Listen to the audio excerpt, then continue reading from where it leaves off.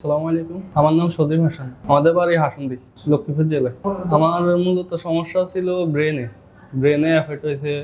তারপরে আমি অনেকদিন যাবত অসুস্থ ছিলাম, অনেক ডাক্তার লক্ষ্মীপুরে দেখাইছি, ভালো হয় না, আর স্যারের কাছে আসছি।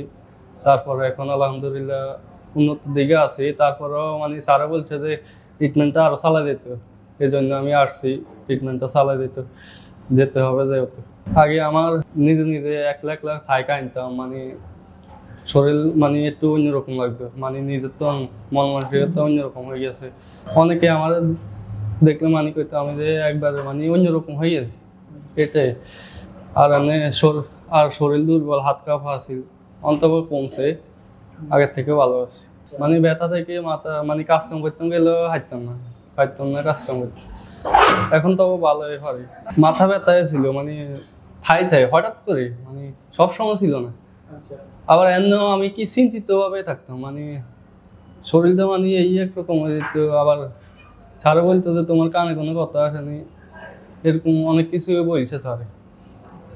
এখন ট্রিটমেন্টের পরে দেখছি যে ভালো দিকে, মোটামুটি আলহামদুলিল্লাহ ভালো। কিন্তু যে মানে ব্রেনের সমস্যাটা ভালো, যে আমি সন্তুষ্ট। কারণ এতদিন যাব আমি যে অবস্থায় আছি, এখন তো আল্লাহ রাখলে ভালোর দিকে আছি, মানে এতটুকু সুস্থ হয়ে যায়। কিন্তু এখনো ট্রিটমেন্ট নিতেছি, কারণ ফুল চিকিৎসা দরকার, এই জন্য নিতেছি।